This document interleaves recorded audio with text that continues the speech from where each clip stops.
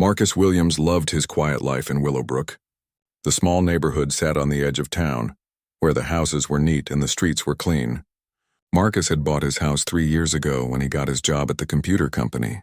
He worked from home most days, writing code and fixing software problems for clients all over the country. His house was nothing fancy, but it was his. 2 stories tall with blue paint and white trim. A small front yard with grass he kept cut short and flower beds his mother had helped him plant. The mailbox stood at the end of his driveway, painted to match his house.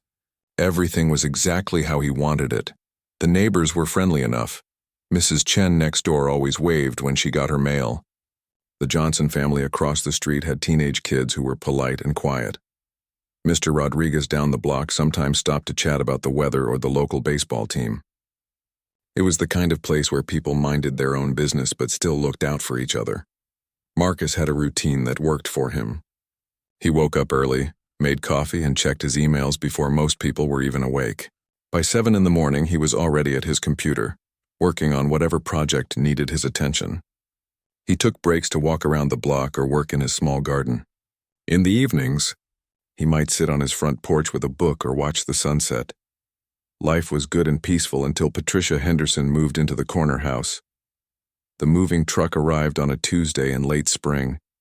Marcus watched from his window as workers carried boxes and furniture into the house that had been empty for 6 months. The previous owners, an old couple named the Martins, had moved to Florida to be closer to their grandchildren. They had been quiet neighbors who kept to themselves. Marcus first saw Patricia that same evening. She was a woman in her 50s with short blonde hair and expensive-looking clothes. She walked around her new yard with her phone pressed to her ear, talking loudly about property values and neighborhood standards. Her voice carried across the street, and Marcus could hear every word even with his windows closed. The next morning, Marcus was getting his mail when Patricia approached him. She wore workout clothes and had a small white dog on a leash. "You must be my new neighbor," she said with a smile that did not reach her eyes. "I'm Patricia Henderson." Marcus introduced himself and welcomed her to the neighborhood. He tried to be friendly, the way his parents had taught him to be with new people. Patricia looked at his house, then at his mailbox, then back at his house. Her eyes moved over everything like she was making a list in her head. "Nice place," she said, but her tone suggested she did not really think so. "I'm sure you take good care of it." Something about the way she said it made Marcus uncomfortable, but he just nodded and said he tried his best. Over the next few weeks, Marcus noticed Patricia walking by his house more often than seemed normal. She always had her little dog with her, and she always seemed to be looking at something. His mailbox, his trash cans, the height of his grass, the flowers in his garden. She never stopped to talk again, but Marcus could feel her watching. Sometimes he would look out his window and see her standing at the end of his driveway, talking on her phone while staring at his house. The first real problem started 3 weeks after Patricia moved in. Marcus came home from a rare trip to the office to find a letter from the HOA in his mailbox. The letter said someone had complained about his grass being too long. Marcus read the letter twice, then walked outside to look at his lawn. He had cut it just 4 days ago. The grass was maybe 1.5 inches tall, well within the neighborhood rules that said it could not be more than 3 inches. He had read those rules carefully when he bought his house. The next day, he got another letter. This one said his mailbox was improperly positioned and needed to be moved. Marcus measured the distance from the street to his mailbox. It was exactly where the Postal Service required it to be, in the same spot where the previous owners had kept their mailbox for 20 years. Marcus started to wonder who was making these complaints. He had lived in the neighborhood for 3 years without any problems. His neighbors had never said anything about his property. The timing seemed strange, starting right after Patricia moved in. His suspicions grew stronger when he saw Patricia talking to Mrs. Rodriguez one morning. Patricia was pointing at Marcus's house and shaking her head like something was wrong. When Mrs. Rodriguez saw Marcus watching, she looked embarrassed and hurried back into her house. That afternoon, Marcus decided to walk over and introduce himself properly to Patricia.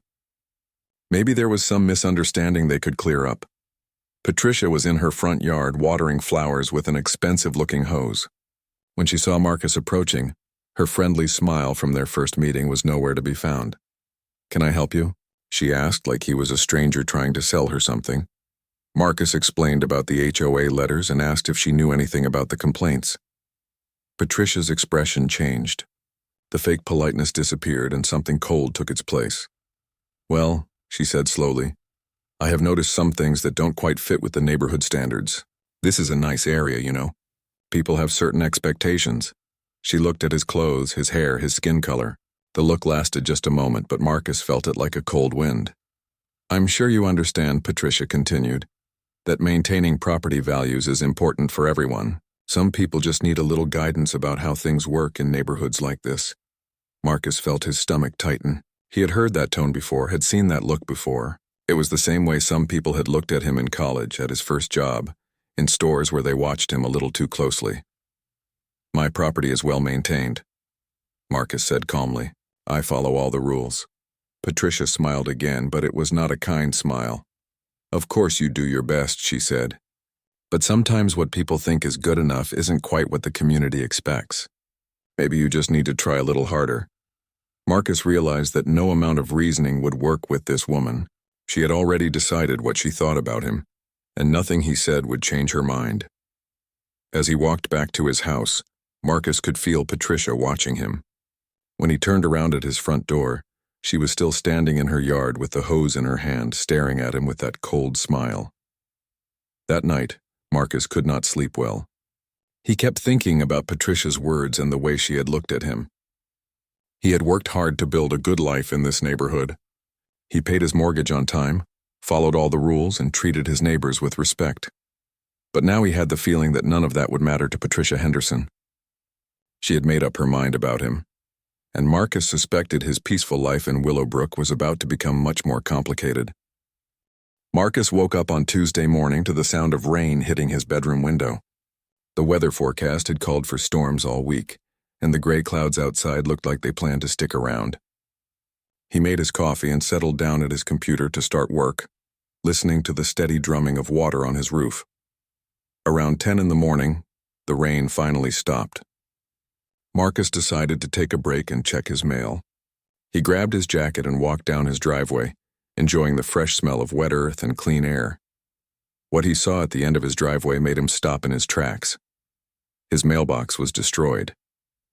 The blue metal box lay crushed in the street, and the wooden post that had held it up was snapped in half. Pieces of wood and metal were scattered across the wet pavement. Marcus stood there for a moment, trying to understand what had happened.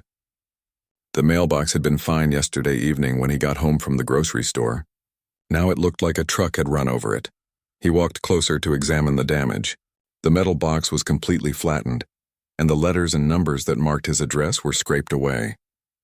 The wooden post had broken cleanly, like something heavy had hit it with great force. Marcus looked up and down the street. No other mailboxes were damaged, just his. Mrs. Chen from next door came out of her house with an umbrella even though the rain had stopped. "Oh my goodness, Marcus," she called out. "What happened to your mailbox?" Marcus walked over to her. "I'm not sure. I found it like this when I came out to get my mail." Mrs. Chen shook her head sympathetically. "Maybe someone hit it by accident in the rain. You know how hard it is to see when the weather is bad." That made sense to Marcus. The corner where his house sat could be tricky to navigate, especially in heavy rain. Someone might have taken the turn too wide and clipped his mailbox without realizing it. "Did you hear anything last night?" Marcus asked. Mrs. Chen thought for a moment. "I heard a car around 11 o'clock, but I was watching television. I didn't think anything of it." Marcus spent the rest of the morning cleaning up the debris. He called the post office to report the damage and asked what he needed to do about getting mail delivery while he replaced the mailbox. The postal worker was helpful and said they could hold his mail for a few days while he got a new one installed. That afternoon, Marcus drove to the hardware store. The mailbox section was bigger than he expected, with dozens of different styles and colors. He picked out one that looked exactly like his old one, blue metal with white letters for his address. He also bought a new wooden post and a bag of concrete to set it properly. The hardware store clerk was a friendly older man who helped Marcus load everything into his car. "Vandalism?" the clerk asked, nodding at the mailbox. "Maybe just an accident," Marcus replied. "Someone probably hit it in the rain," the clerk shrugged. "Happens more than you'd think. Kids, drunk drivers, people not paying attention. At least mailboxes are easy to replace. Marcus spent Saturday morning installing the new mailbox. He dug out the broken post, mixed the concrete, and set the new post exactly where the old one had been. He measured twice to make sure it was the right distance from the street, following the Postal Service guidelines he had looked up online. The new mailbox looked perfect. Marcus stepped back to admire his work, feeling satisfied that he had fixed the problem quickly and properly. 2 weeks later, it happened again. Marcus came outside Tuesday morning to get his newspaper and found his mailbox destroyed. This time he immediately knew it was not an accident. The wooden post was broken in exactly the same place as before. The metal mailbox was crushed and lying in the street. But this time, Marcus could see tire tracks in the soft mud beside his driveway. The tracks showed clearly that a vehicle had swerved off the road to hit his mailbox. No one could have hit it by accident from that angle. Someone had deliberately driven into his yard to destroy his property. Marcus felt anger rise in his chest. He had spent his own money and time to replace the mailbox, and now someone had destroyed it again on purpose. He took pictures of the tire tracks with his phone before the morning sun could dry the mud. He measured the width of the tracks and noted how deep they were. Whoever had done this was driving something bigger than a regular car. Mrs. Chen came outside again and Marcus showed her the tire tracks. "That's terrible," she said, looking genuinely upset. Who would do such a thing? Marcus did not have an answer, but he was starting to have suspicions. That evening he walked around the neighborhood looking at all the vehicles parked in driveways and on the street. Most of his neighbors drove regular cars or small SUVs, but as he walked past Patricia Henderson's house, he noticed something interesting. Patricia's white SUV was parked in her driveway, and there was a fresh scratch along the passenger side. The scratch was about the right height to have been made by a mailbox. Marcus walked closer, pretending to admire the flowers in Patricia's front yard. The scratch was definitely new. The metal underneath was still shiny, and there were small flakes of blue paint stuck in the damaged area. Blue paint that looked exactly like the color of his mailbox. As Marcus stood there, Patricia's front door opened and she came outside with her little white dog. "Can I help you?" she asked, the same cold tone she had used during their previous conversation. Marcus straightened up and tried to keep his voice calm. "Someone destroyed my mailbox again last night. I was just wondering if you might have seen or heard anything." Patricia looked at him for a long moment, then glanced at her SUV. For just a second, Marcus saw something that might have been guilt cross her face, but then her cold smile returned. "I'm sorry to hear about your mailbox," she said, but she did not sound sorry at all. "I was asleep by 10 o'clock. I didn't hear anything." Marcus looked pointedly at the scratch on her SUV. "That's a nasty scratch on your car. When did that happen?" Patricia's smile got wider, but her eyes got colder. "Oh, that old thing? I can't even remember. You know how it is with parking lots these days. People are so careless." She was lying, and they both knew it. But Marcus also knew he could not prove anything. A scratch on a car and some tire tracks in his yard were not enough evidence for the police. "Well," Marcus said carefully, "I hope whoever hit my mailbox will be more careful in the future." Patricia tilted her head like she was thinking about something amusing. "You know," she said slowly, "I was just thinking about your mailbox placement. Are you sure it's in the right spot? It seems awfully close to the street. Maybe if you moved it back a little, people wouldn't hit it so often." Marcus felt his jaw tighten. "It's exactly where the Postal Service requires it to be. Same place it's been for 20 years. Patricia said, like she did not believe him. "Maybe you should double-check those regulations." Sometimes people think they know the rules, but they don't really understand how things work. The way she said people made Marcus's skin crawl. He knew exactly what she meant. "I'll be sure to look into it," Marcus said, keeping his voice level. Patricia smiled her fake smile one more time. "I'm sure you will. Have a good evening." She went back into her house, and Marcus walked home feeling angry and frustrated. He was almost certain that Patricia had destroyed his mailbox, but he had no way to prove it. And even worse, she was already hinting that the next incident would be his fault for not following the rules properly. That night, Marcus called his friend David, who was a police officer in the next town over. "Mailbox destruction is definitely vandalism," David told him. "But unless you catch them in the act or have clear video evidence, it's hard to prosecute. A scratch on someone's car isn't enough. What should I do?" Marcus asked.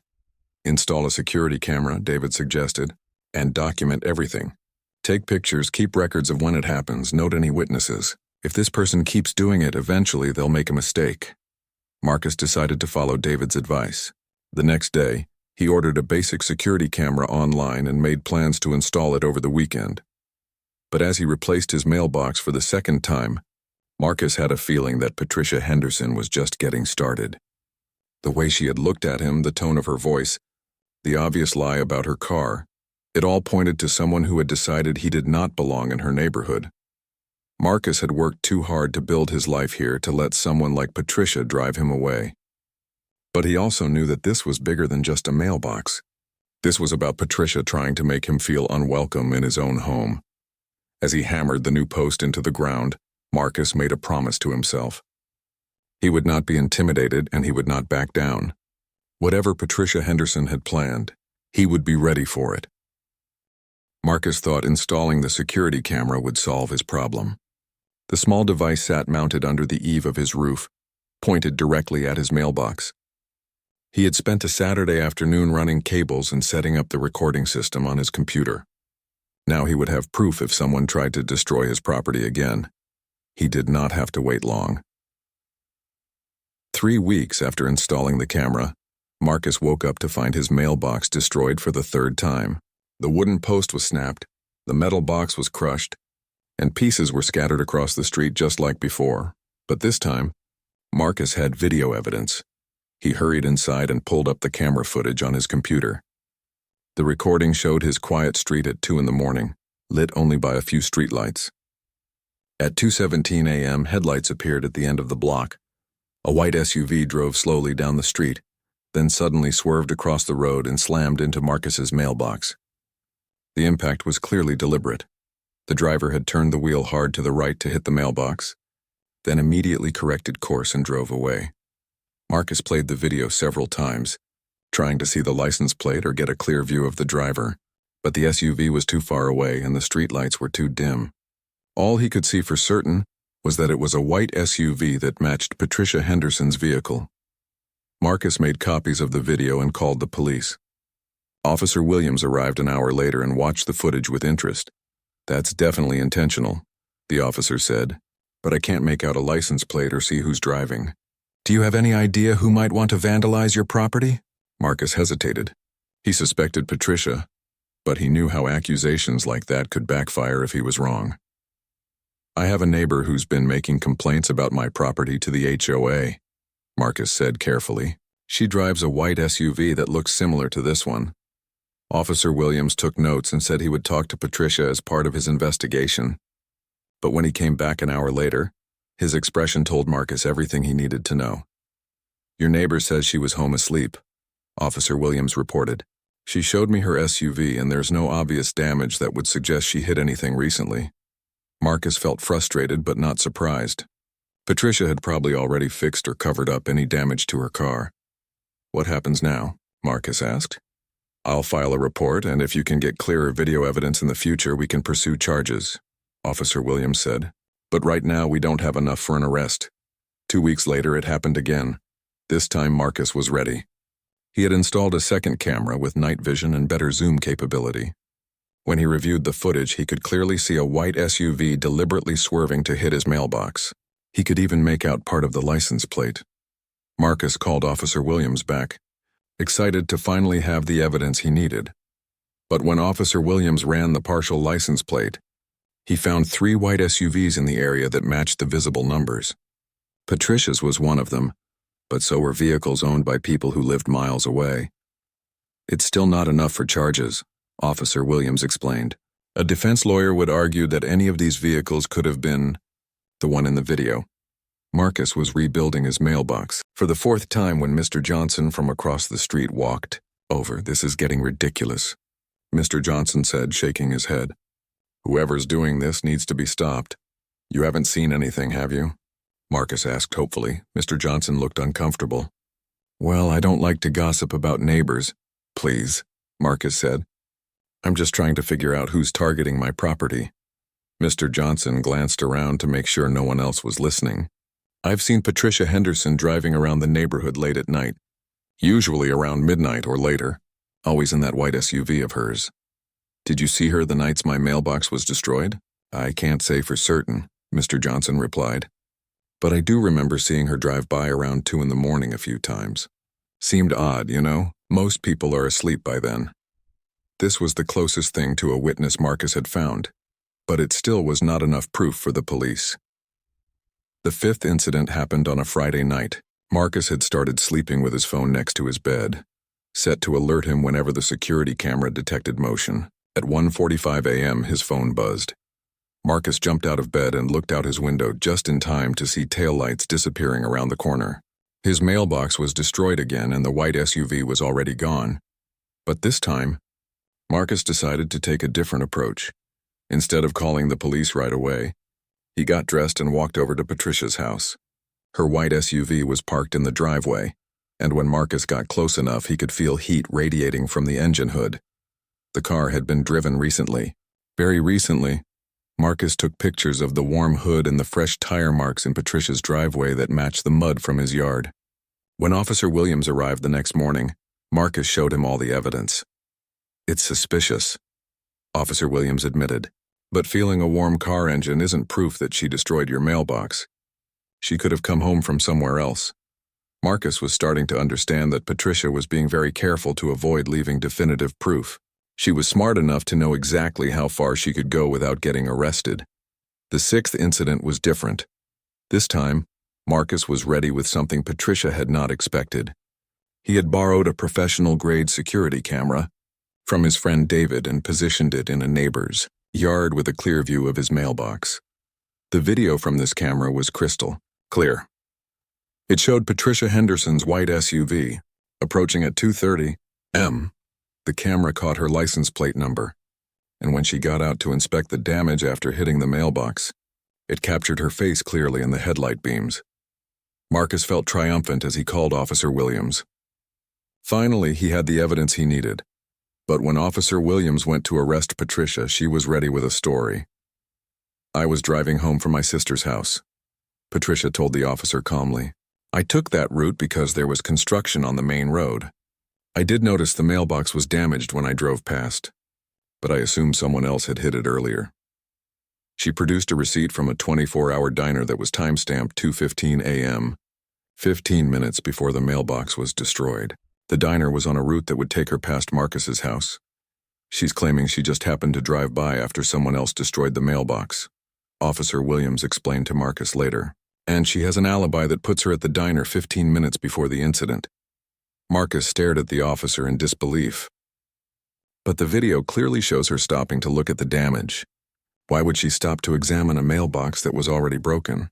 She says she was just curious about what happened, Officer Williams replied. Look, I believe you that she's doing this, but she's being very clever about creating plausible explanations for her behavior. That night, Marcus could not sleep. He lay in bed thinking about how Patricia had manipulated the situation. She had somehow gotten herself a time-stamped receipt that would serve as an alibi, then driven by his house to destroy the mailbox, knowing she could claim she was just passing through. The woman was not just malicious. She was calculating and intelligent about it. The 7th incident happened 3 weeks later, and this time Patricia did not even try to hide her involvement. Marcus found his mailbox destroyed as usual, but when he checked his security footage, he saw something that made his blood boil. After destroying the mailbox, Patricia had gotten out of her SUV and stood looking at the damage for several minutes. She was smiling. Then she had walked to the end of Marcus's driveway and looked directly at his security camera. She waved. Marcus called Officer Williams immediately, barely able to control his anger. She's taunting me, Marcus said as they watched the video together. She knows I can see her and she doesn't care. Officer Williams looked grim. This is harassment, pure and simple. But she's still being careful not to do anything we can arrest her for. Destroying a mailbox is just a misdemeanor and she can claim it was an accident each time. What about the harassment? Marcus asked. You'd need to prove a pattern of targeted behavior with clear intent to intimidate, Officer Williams explained. And she can argue that these are all just traffic accidents. Marcus realized that Patricia was playing a game where she knew all the rules, and he was learning them as he went. She had found a way to terrorize him while staying just barely within the bounds of what law enforcement could address. But Marcus was done being a victim. That evening, he sat down at his computer and started researching. If Patricia wanted to play games with rules and regulations, Marcus was going to learn how to play better than she did. He spent hours reading about postal regulations, property law, and HOA bylaws. He researched harassment statutes and documented every incident with times, dates, and photographs. He made copies of all his security footage and started building a comprehensive file on Patricia's campaign against him. Most importantly, Marcus began planning his response. Patricia Henderson thought she was clever, but she had made one crucial mistake. She assumed that Marcus would eventually give up and move away, just like other neighbors she had bullied in the past. But Patricia did not understand who she was dealing with. Patricia Henderson was not content with just destroying mailboxes. As the weeks passed, Marcus began to see that the mailbox attacks were only the beginning of a much larger campaign designed to make his life miserable. The first sign of escalation came in the form of more HOA complaints. Marcus started receiving official letters almost every week, each one claiming he had violated some neighborhood rule or regulation. One letter complained that his grass was too long. Marcus measured it immediately, 1.5 inches, well within the 3-inch maximum allowed by the HOA rules. He took photographs with a ruler to document the actual height and sent them to the HOA board with his response. Another letter claimed his outdoor furniture was inappropriately positioned. Marcus owned exactly 2 items of outdoor furniture, a small table and 1 chair that he sometimes used to sit on his front porch in the evenings. Both pieces were clearly on his own property, well away from any property lines. A third letter said his front door color violated neighborhood standards. Marcus stared at the letter in confusion. His front door was the same dark blue it had been when he bought the house 3 years ago. The previous owners had painted it that color 15 years earlier, and it had never been a problem before. Marcus began to realize that Patricia was filing these complaints not because he was actually breaking any rules, but because she knew that dealing with each complaint took time and energy. Every letter required a response, measurements, photographs, and sometimes a formal hearing. With the HOA board, it was harassment disguised as community concern. The situation got worse when Patricia started approaching other neighbors. Marcus first learned about this when Mrs. Chen knocked on his door one evening, looking uncomfortable. "Marcus," she said hesitantly, "I need to tell you something. Patricia Henderson came to talk to me yesterday." Marcus invited Mrs. Chen inside and made her some tea. She seemed nervous about whatever she wanted to say. "She asked me a lot of questions about you," Mrs. Chen continued. "About what time you come and go, whether you have parties, if your music is too loud." "Strange questions. What did you tell her?" Marcus asked. "I told her the truth, that you're a quiet, respectful neighbor who never causes any problems," Mrs. Chen replied. But she seemed disappointed by my answers, like she was hoping I would say something negative about you. Mrs. Chen paused to sip her tea, then looked directly at Marcus. "She also made some comments that I didn't like," Mrs. Chen said quietly, "about how the neighborhood was changing and how some people don't really fit in here. The way she said it, I think she was talking about your race."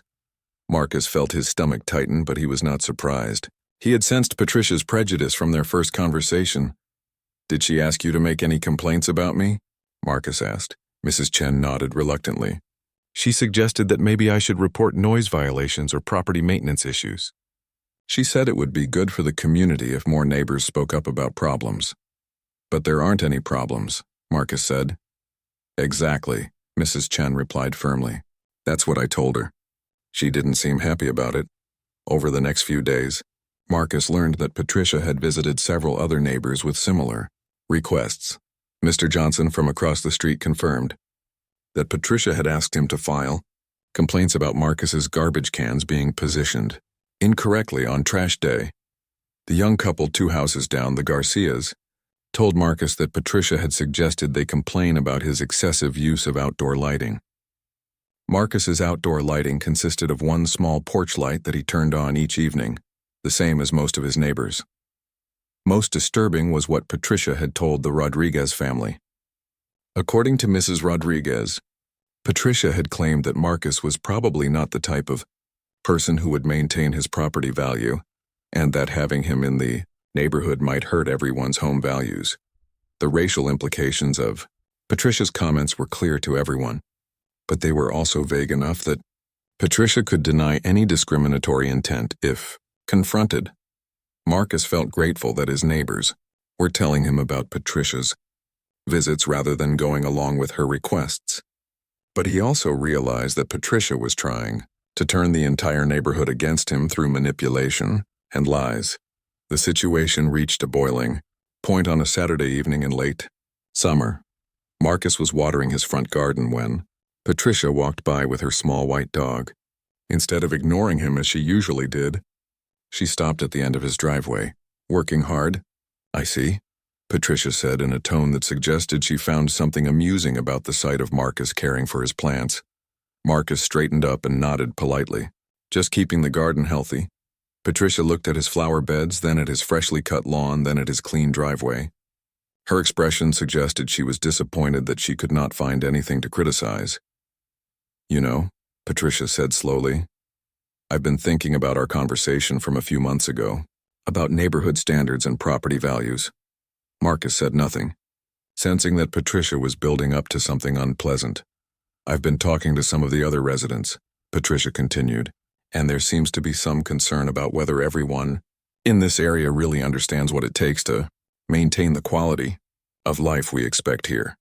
The way she emphasized everyone made her meaning clear. "I think we all want the same thing," Marcus replied carefully. "A safe, clean neighborhood where people can enjoy their homes." Patricia smiled her cold smile. "Of course. But sometimes people have different ideas about what that means. Some people are just more naturally suited to certain types of communities than others." Marcus felt his patience beginning to crack. "What exactly are you trying to say?" Patricia's smile got wider. "I'm just saying that this is a very specific kind of neighborhood. The people who live here have worked hard to create a certain atmosphere. And sometimes when new people move in who don't quite understand the culture here, it can be challenging." She paused to let her words sink in, then continued.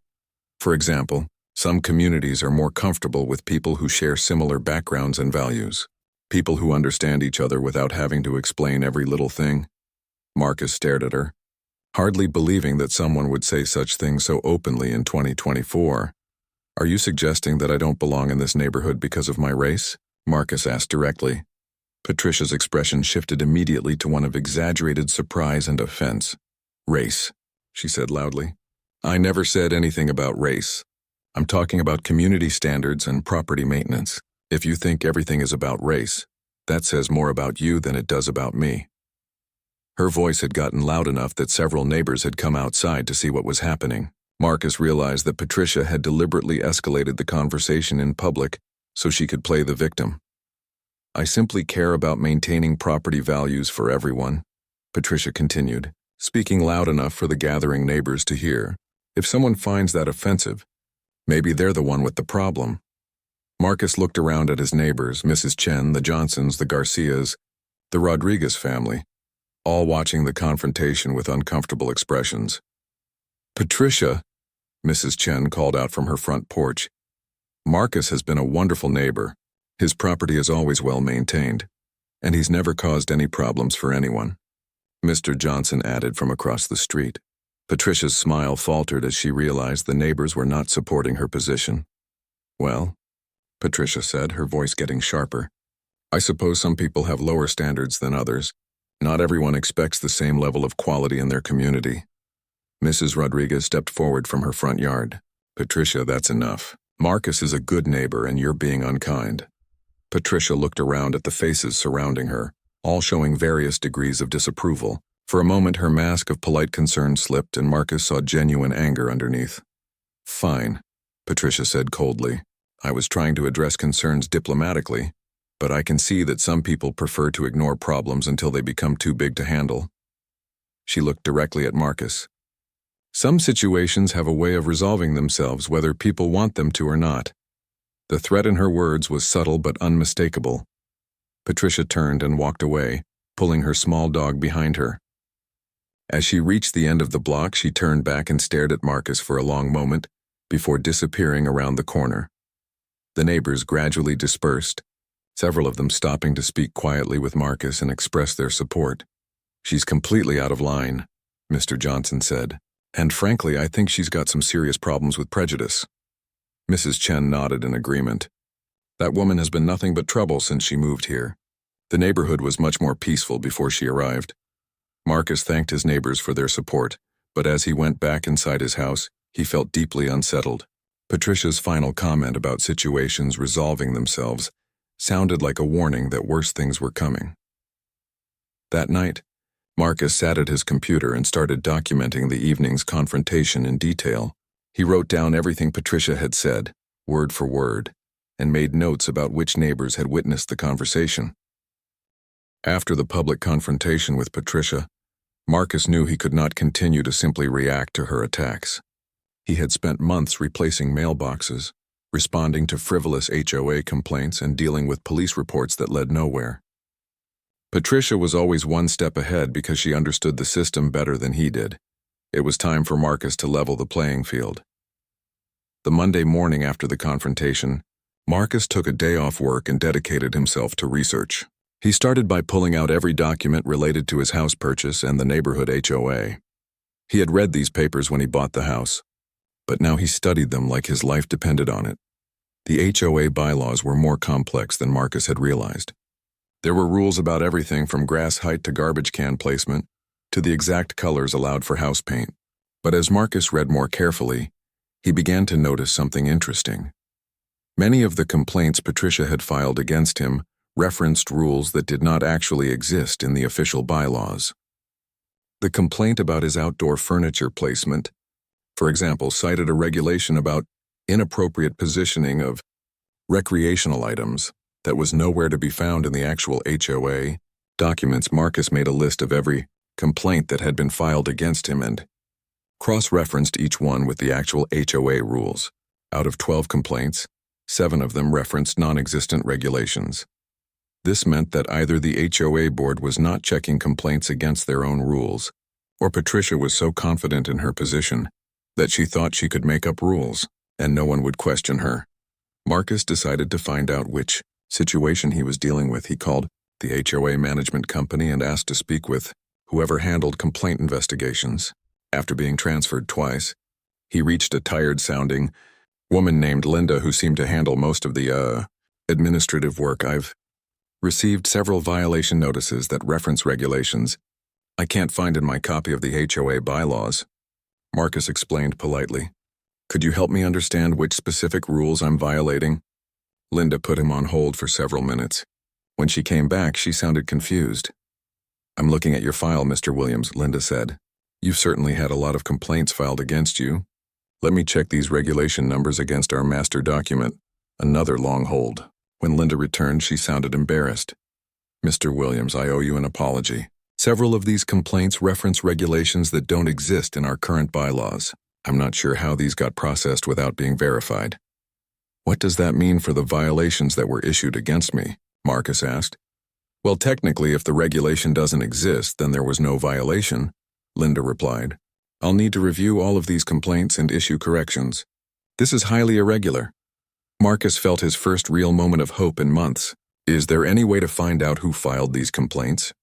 "I can't give you specific names," Linda said, "but I can tell you that all of these complaints came from the same resident. And between you and me, this resident has filed more complaints in the past 6 months than we usually see in an entire year." After hanging up with Linda, Marcus felt energized.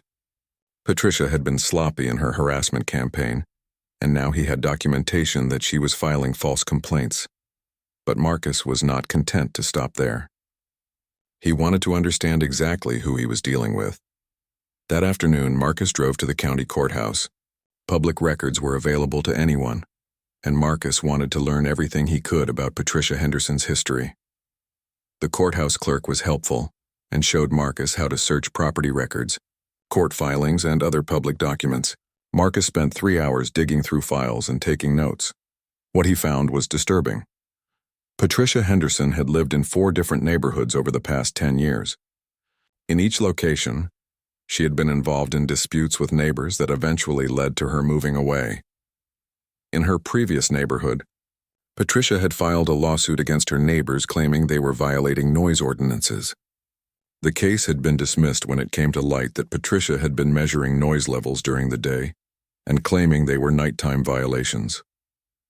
Before that, she had lived in a condo complex where she had tried to get elected to the homeowners board 3 times. When she lost each election, she had filed ethics complaints against the winning candidates. Those complaints had also been dismissed. The pattern was clear. Patricia moved into a community, tried to establish herself as an authority figure, and when that failed, she targeted specific neighbors for harassment until either they moved away or she did.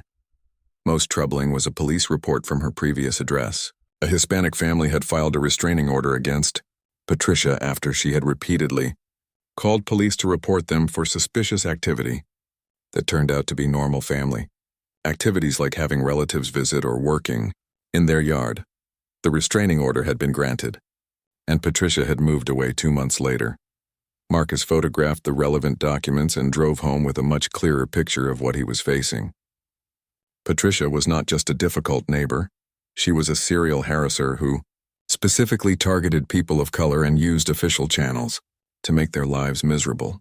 But knowledge of Patricia's history also gave Marcus hope. In every previous case, Patricia had eventually moved on when her tactics stopped working. The key was to make her tactics stop working. That evening, Marcus called his friend David, who was still a police officer in the neighboring town. "I need advice about building a harassment case," Marcus explained. He told David about the pattern of mailbox destruction, the false HOA complaints, and the public confrontation where Patricia had made thinly veiled racist comments. "You're on the right track with documentation," David said. "But you need more than just property damage. You need to show a clear pattern of targeted harassment with discriminatory intent." "How do I prove discriminatory intent?" Marcus asked. "Witnesses to her comments? Pattern of behavior that specifically targets you while leaving other neighbors alone. Evidence that she's treated other minorities the same way," David explained. "The more evidence you can gather, the stronger your case becomes." Marcus spent the next 2 weeks systematically documenting everything. He created a timeline of every incident, from the first mailbox destruction to the most recent HOA complaint. He collected witness statements from neighbors who had heard Patricia's discriminatory comments. He also started reaching out to Patricia's previous neighbors, finding contact information for people in Patricia's former neighborhoods. Took some detective work, but Marcus was persistent. He used social media, online directories, and property records to track down people who had lived near Patricia in her previous locations. The conversations were eye-opening. Maria Santos had lived next door to Patricia in her previous neighborhood. "She made our lives hell for 2 years, Maria told Marcus over the phone. "Constant complaints about our kids playing in the yard, accusations that our family gatherings were disrupting the peace, calls to the city about imaginary violations. We finally moved because we couldn't take it anymore." An elderly black man named Robert Thompson had lived across the street from Patricia before that. "She called the police on me 17 times in 1 year, Robert said. "Claimed I was running some kind of business out of my house because I had friends visit on weekends. The police got so tired of her calls that they eventually told her to stop filing false reports. The pattern was always the same. Patricia would target neighbors of color with harassment disguised as concern for community standards. She would file official complaints, call authorities, and generally make life miserable until her targets either fought back effectively or moved away." But Marcus also learned something encouraging from these conversations. In 2 cases, neighbors had successfully fought back against Patricia by documenting her behavior and filing counter-complaints for harassment. "The key was getting organized," Maria Santos explained. "Once we started keeping records and involving other neighbors as witnesses, her tactics stopped working. That's when she decided to move." Marcus realized that his research was more than just gathering evidence. It was learning Patricia's weaknesses. Patricia's power came from her ability to manipulate official systems and intimidate isolated targets. But she was vulnerable when her targets were prepared, organized, and supported by their community. Marcus had already seen evidence of this during the public confrontation, when his neighbors had spoken up in his defense. Patricia had been clearly uncomfortable when she realized the community was not supporting her narrative. After 2 weeks of intensive research, Marcus had compiled a comprehensive file on Patricia Henderson. He had documentation of her pattern of harassment, witness statements from current and former neighbors, evidence of false HOA complaints, and a clear timeline showing escalating targeted behavior. But most importantly, Marcus had developed a strategy. He was done being reactive. Instead of waiting for Patricia to make her next move, Marcus was going to take control of the situation. Patricia thought she was dealing with an isolated target who would eventually give up and move away. She had no idea that Marcus had spent weeks learning everything about her tactics and history. Marcus spent 2 weeks planning his response to Patricia's campaign of harassment. His research had taught him that Patricia's power came from her ability to cause damage without consequences. She could destroy his mailbox, file false complaints, and make racist comments because she believed there would be no real repercussions for her actions. Marcus was about to change that calculation. His plan was elegant in its simplicity. Instead of trying to catch Patricia in the act or prove her guilt after the fact, Marcus would create a situation where Patricia's own actions would expose and punish her automatically. The solution centered around his mailbox, which had become the primary target of Patricia's attacks. Marcus had replaced that mailbox 7 times in 5 months, each time using the same basic design. A metal box mounted on a wooden post set in concrete. But the next mailbox would be different. Marcus started by researching Postal Service regulations more thoroughly than ever before. He wanted to make sure that his new mailbox would meet every possible requirement, so that Patricia could not claim he was violating any rules. The regulations were specific but reasonable. The mailbox had to be positioned between 41 and 45 inches above the ground. It had to be set back 6 to 8 inches from the edge of the road. The post could be made of wood or metal, and there were no restrictions on how it was anchored as long as it was stable. Most importantly, there were no regulations limiting how strong the post could be. Marcus smiled as he read that last detail. Patricia had been getting away with her vandalism because she assumed his mailbox would always be easy to destroy. She was about to learn that assumptions could be dangerous. Marcus called his friend David to discuss his plan. "You want to build what?" David asked, laughing. "A mailbox that can't be destroyed by a car," Marcus explained. "Completely legal, meets all postal requirements, but built like a fortress." "That's brilliant," David said. "And perfectly legal. If someone hits an immovable object with their car, that's their problem, not yours." "Exactly," Marcus replied. "Patricia has been getting away with this because she thinks I'll always rebuild with another flimsy wooden post. She's not expecting to hit something that will destroy her car instead of just falling over." Marcus spent the next week gathering materials.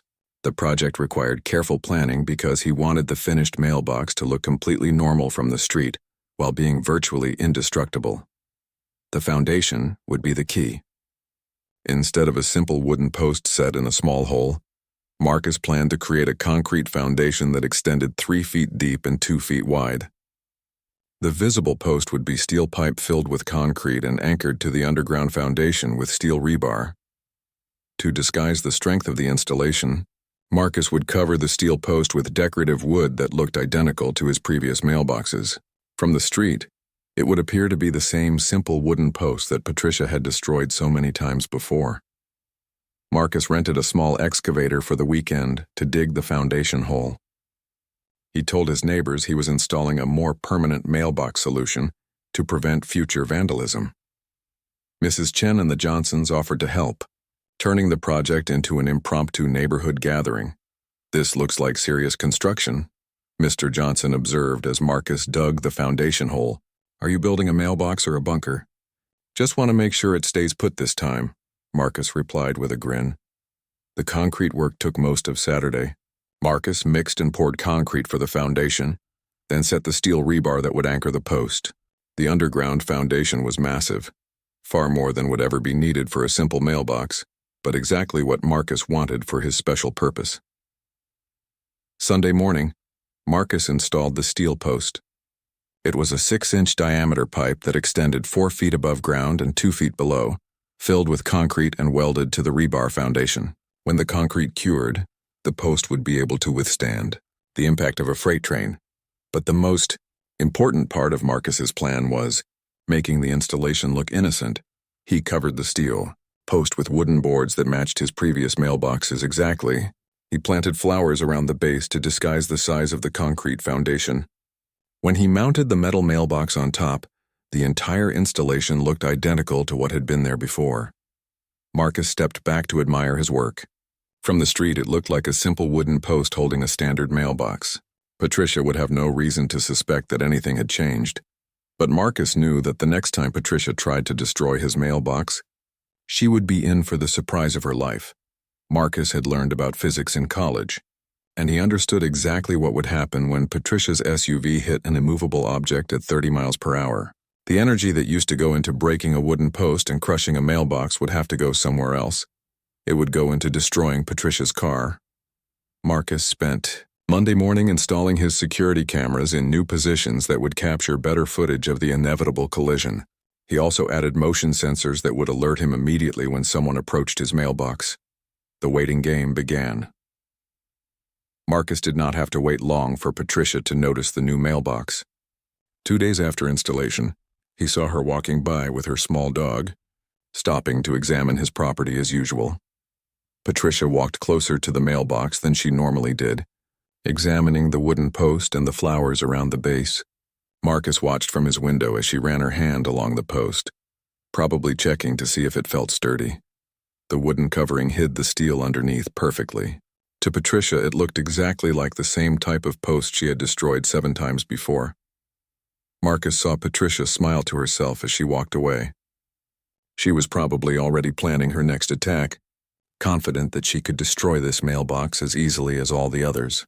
Over the next week, Marcus noticed Patricia driving by his house more frequently than usual. She was clearly watching and waiting for the right opportunity to strike again.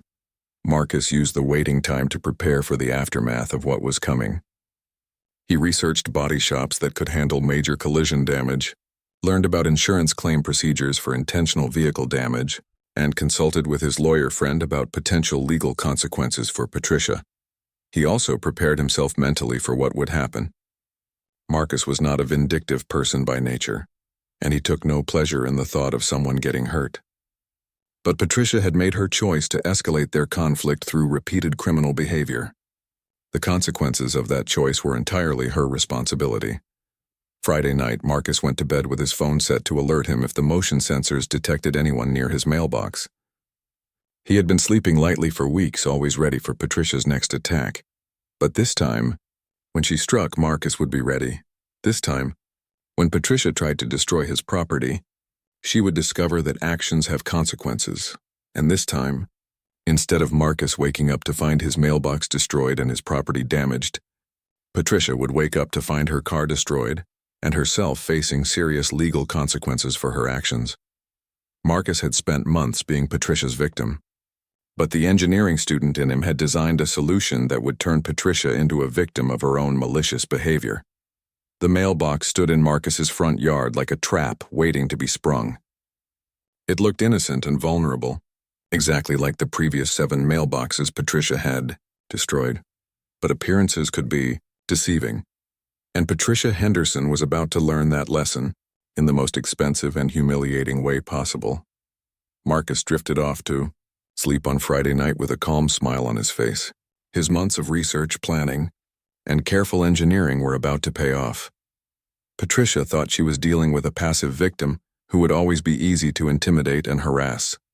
She was about to discover how wrong she was.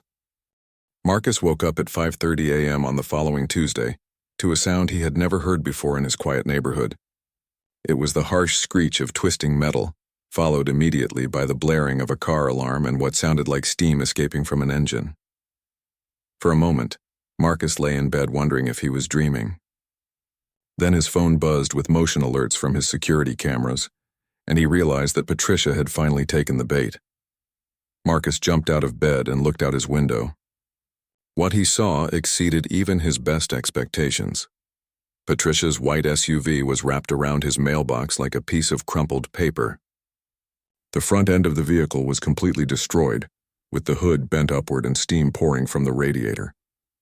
The windshield was spiderwebbed with cracks, and both front airbags had deployed. His mailbox, meanwhile, stood perfectly upright and completely undamaged. Marcus quickly pulled on clothes and ran outside, grabbing his phone to record everything. He wanted to document Patricia's reaction when she realized what had happened. Patricia was still sitting in the driver's seat when Marcus reached the street, trapped behind the deployed airbags and apparently stunned by the impact. The car alarm was still blaring and the smell of antifreeze and gasoline filled the air. "Patricia," Marcus called out, trying to sound concerned rather than triumphant. "Are you hurt? Should I call an ambulance?" Patricia turned toward him and Marcus could see her face clearly for the first time. She looked completely shocked, like someone who had just discovered that gravity worked differently than she expected. "What?" Patricia stammered, looking from Marcus to the destroyed front end of her SUV to the undamaged mailbox. "What did you do to your mailbox?" Marcus maintained his expression of innocent concern. "I just built it to Postal Service specifications." "Are you injured?" "What happened here?" Patricia struggled to get out of the SUV, pushing against the deflated airbags. When she finally managed to extract herself from the vehicle, she immediately began screaming. "This is a trap," Patricia shouted, pointing at the mailbox. "You built some kind of booby trap. This is illegal. I'm going to sue you." By now, several neighbors had come outside to see what was causing the commotion. Mrs. Chen, the Johnsons, and the Garcia family all stood in their yards, staring at the scene with expressions of amazement and barely concealed satisfaction. Marcus pulled out his phone and started recording, making sure to capture both Patricia's accusations and the undamaged mailbox. "Patricia," Marcus said calmly, "I'm not sure what you mean by a trap. This is just a standard mailbox installed according to postal regulations. What were you doing driving into my yard at 5:30 in the morning?" Patricia's face turned red as she realized the implications of Marcus's question. She had been caught red-handed trying to destroy his property, and now she was standing next to her destroyed car while his mailbox remained perfectly intact. I was driving home and I swerved to avoid a cat," Patricia said quickly. "Your mailbox shouldn't be that close to the street." Marcus gestured to the tire tracks in his yard, which clearly showed that Patricia had deliberately turned off the road to hit his mailbox. "Those tire tracks suggest you drove quite a bit into my yard to avoid this imaginary cat," Marcus observed. "And this is the 8th time my mailbox has been damaged since you moved to the neighborhood. That's quite a coincidence." Patricia realized that her usual excuses were not going to work this time. She was trapped by the evidence of her own actions and the complete failure of her latest attack. "Your mailbox is illegal," Patricia screamed. "No one builds a mailbox that can do this to a car. You're going to pay for my damages." Mr. Johnson stepped forward from across the street. "Patricia, I saw the whole thing from my window. You deliberately drove into Marcus's yard to hit his mailbox. This isn't the first time you've done this," Mrs. Chen nodded in agreement. "We've all seen you driving around the neighborhood late at night. Everyone knows you've been destroying Marcus's mailbox for months." Patricia looked around at the gathering crowd of neighbors, all of whom were clearly not sympathetic to her situation. For the first time since moving to Willowbrook, she was facing a community united against her behavior. Marcus called 911 to report the accident, making sure to mention that this was the latest in a series of property destruction incidents. When the police dispatcher asked if anyone was injured, Marcus looked at Patricia, who was walking around her destroyed SUV and cursing loudly. "The driver appears to be uninjured but very upset," Marcus reported. Officer Williams arrived 20 minutes later, followed by a tow truck and an ambulance. Marcus was relieved to see a familiar face handling the investigation. Officer Williams surveyed the scene, the destroyed SUV, the undamaged mailbox, the clear tire tracks showing deliberate impact, and shook his head with what might have been admiration. "Let me guess," Officer Williams said to Marcus quietly. "You got tired of replacing mailboxes. I just wanted something more permanent," Marcus replied with a straight face. Officer Williams examined the mailbox installation, measuring its position relative to the street and checking its height. "This meets all postal regulations," he confirmed. "Positioned correctly, proper height, structurally sound. Nothing illegal about building a sturdy mailbox." Patricia overheard this conversation and rushed over to interrupt. "Officer, this man built a trap," Patricia insisted. "No normal mailbox could do this much damage to a car. I want him arrested." Officer Williams looked at Patricia with the expression of someone who had dealt with too many difficult people for too long. "Ma'am, could you explain what you were doing driving into this gentleman's yard at 5:30 in the morning?" Patricia realized she was about to incriminate herself, but she was too angry to think clearly. "I was driving by and I saw that he had replaced his mailbox again," Patricia said. "I was just checking to see if it was positioned legally, and I accidentally got too close." Officer Williams wrote something in his notebook. "So you deliberately drove into his yard to examine his mailbox?" "No, I mean, there was a cat. I swerved to avoid a cat." "Which story would you like to go with, ma'am?" Officer Williams asked patiently. Marcus handed Officer Williams a tablet with his security footage already queued up. "I have video of the incident if that would be helpful." The footage showed Patricia's SUV approaching at normal speed, then suddenly swerving off the road and accelerating directly toward the mailbox. There was no cat visible anywhere, and Patricia's path showed clear intent to ram the mailbox. Officer Williams watched the video twice, then looked at Patricia with an expression of professional disappointment. "Ma'am, I'm placing you under arrest for destruction of property, reckless driving, and filing a false police report," he announced. Patricia's face went white as Officer Williams began reading her rights. "This is harassment," Patricia shouted as the handcuffs clicked into place. "He's the one who should be arrested. His mailbox is a weapon." "Ma'am," Officer Williams said firmly, "building a sturdy mailbox is legal. Deliberately ramming it with your vehicle is not." As Patricia was loaded into the police car, still screaming about lawsuits and illegal mailboxes, Marcus felt a deep sense of satisfaction. After months of being harassed and terrorized, he had finally turned the tables on his tormentor. Mrs. Chen walked over to Marcus as the tow truck hauled away Patricia's destroyed SUV. "That was the most beautiful thing I've ever seen," she said with a big smile. "How did you know she would do something so stupid?" Marcus looked at his mailbox, standing straight and undamaged despite the violent impact it had just survived. "I've been studying Patricia's behavior for months," Marcus replied.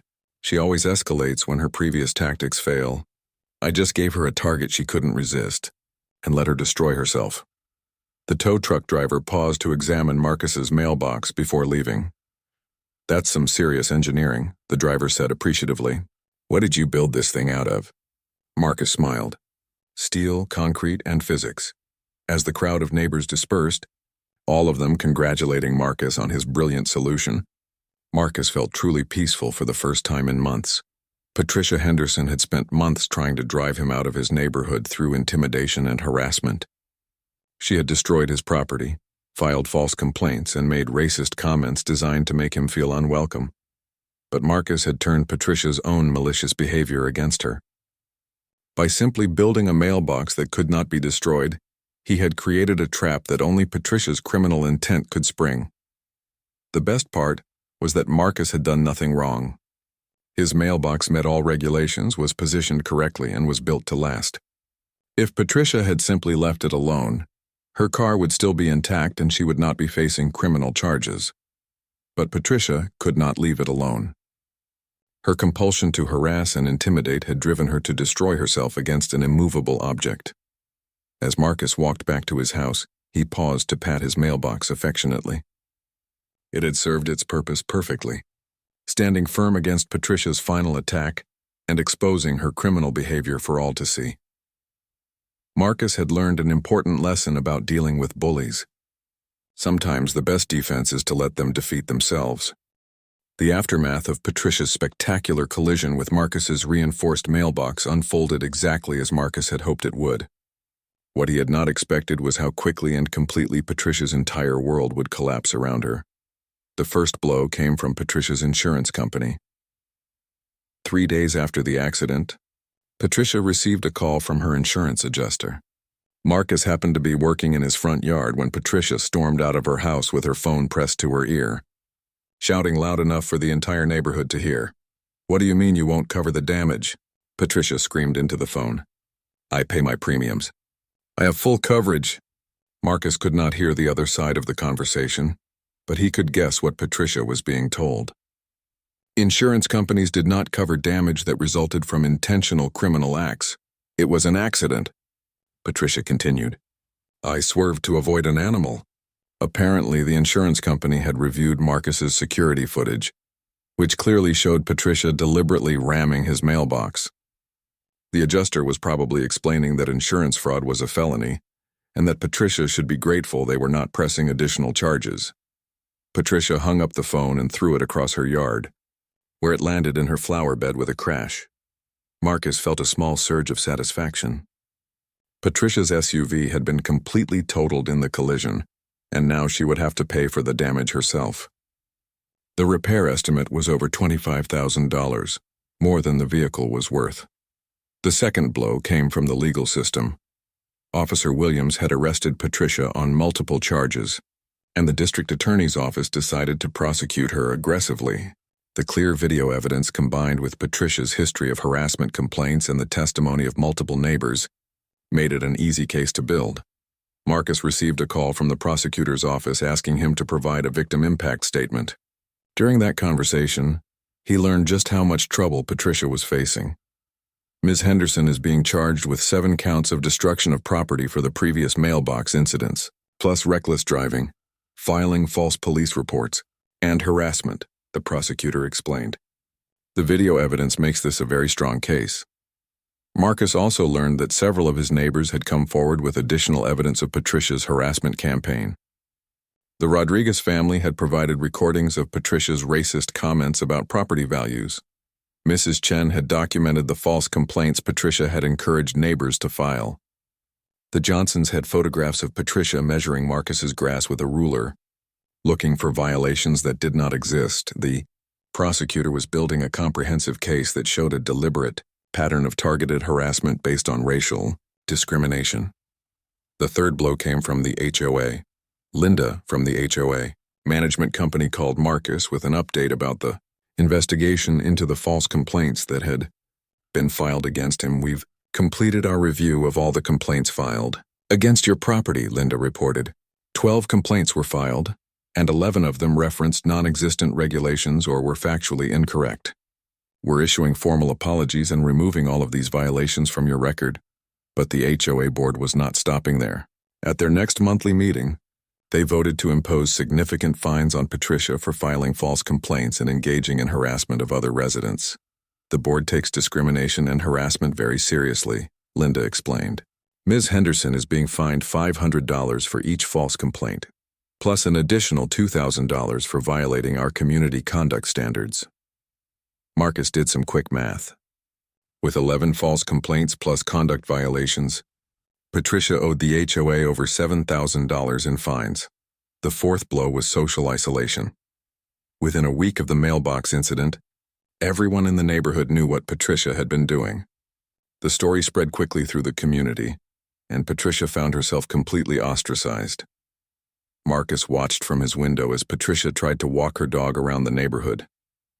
Neighbors who used to nod politely now crossed the street to avoid her. Mrs. Chen, who had always been friendly to everyone, turned her back when Patricia approached. The young families with children hurried their kids inside when they saw Patricia coming.